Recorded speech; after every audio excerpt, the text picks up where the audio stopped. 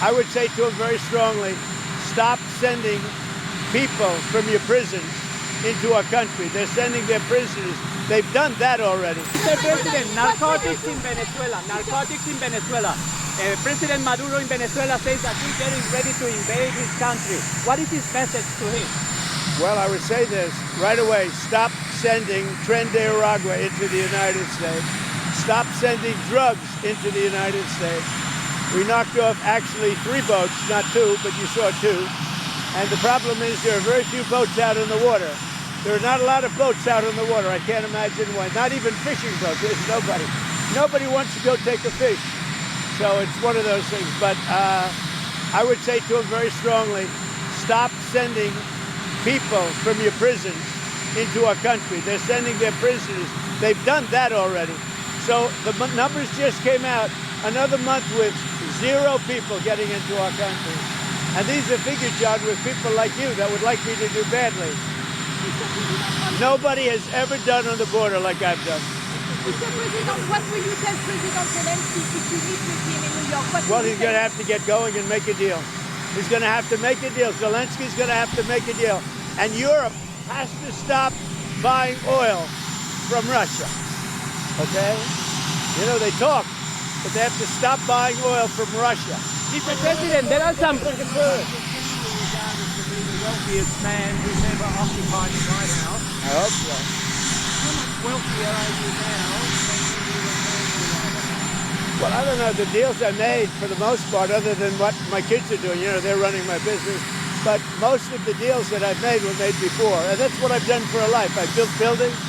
Like I'm building a building here. You know where I'm built? You know what? You see that area? Yeah. That is going to be the greatest ballroom anywhere in the world. And for 150, so it gives me pleasure to do it for the country. And I'm paying for it. I'm paying for it. The country's not, and that's an expensive ballroom. I think it'll cost $250 million. And it will be, I think, the finest ballroom. So for 150 years, John, you know this? They've wanted a ballroom.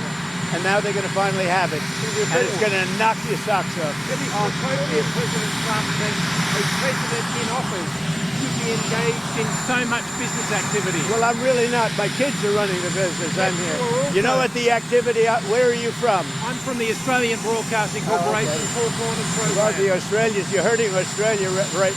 In my opinion, you are hurting Australia very much right now. And they want to get along with me. You know, your leader is coming over to see me very soon.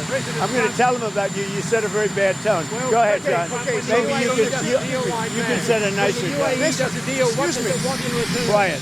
Mr. President, what are you hearing about the operation in Gaza, the Israeli operation? Are you concerned? Well, I'm hearing that they want to go in, and I'm also hearing that Hamas wants to take our 20 hostages, plus dead bodies. You know, they have about 32 of them, and they want to put them in the way of any attack.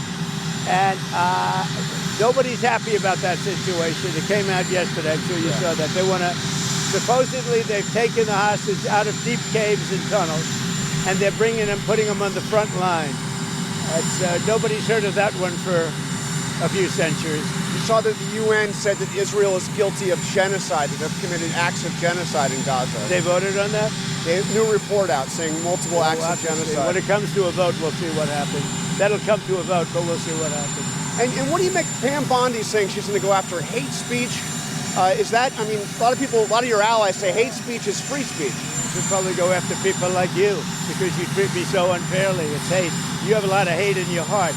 Maybe they'll come after ABC.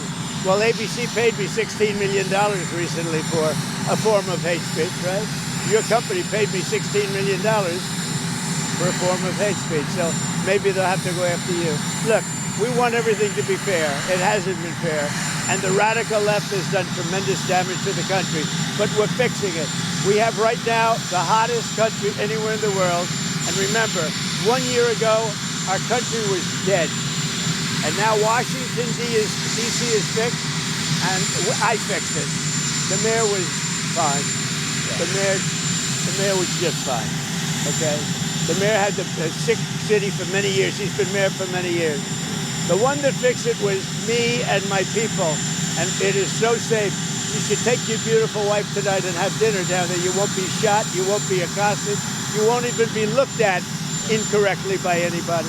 Washington, D.C. is safe. Now we're going to Memphis, where it's pretty rough, to put it mildly.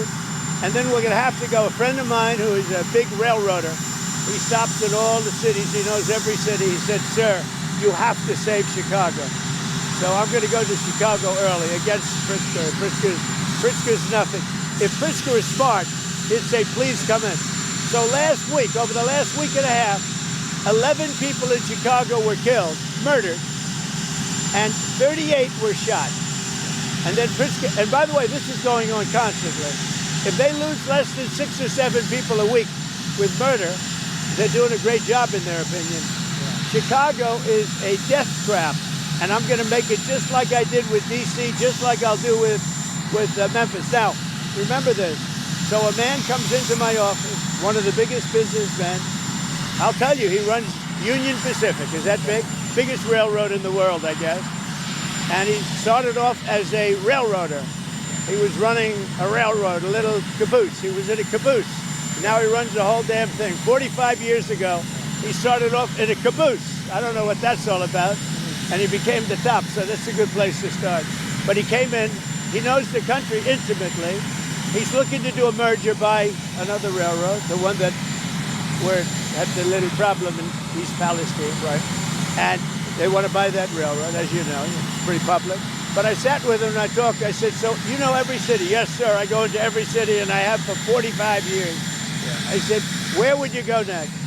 He said, St. Louis is in big trouble. He said, but Chicago is a great city. You can save Chicago, sir. Don't let Chicago die. This is the guy telling me with great knowledge and so on. He said, don't let Chicago die, sir. It's dying. Don't let it die. I'm going to Chicago next. The UAE, Mr. President. What do you think they want when you do it? Well, I just want something to happen, whether it's federal, state, and most likely it's going to be state. But the question is whether or not we overlap with a federal judge. So they're looking at that. But the state is very competent. The governor's doing a very good job. As you know, they have the death penalty. It's a tough death penalty, too, as you know. But they have the death penalty. So as to whether or not we judge, we will be working with them.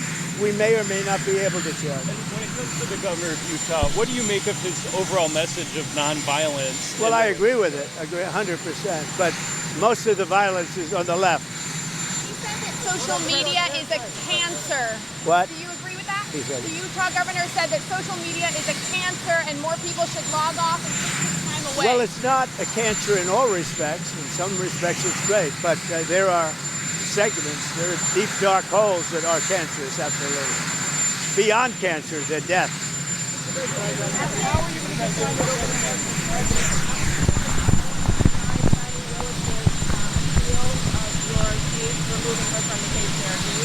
Well, that was a great decision. It was a rigged case to start off with. It's great. The court just ruled that she is a disaster. She's a disaster with a boyfriend. The boyfriend that she paid $1 million for his expertise, but he never did it before. Now, she should be prosecuted. She was what she did to people, forget about me. What Fannie Willis did to innocent people, patriots that love our country, what she did to them by indicting them and destroying them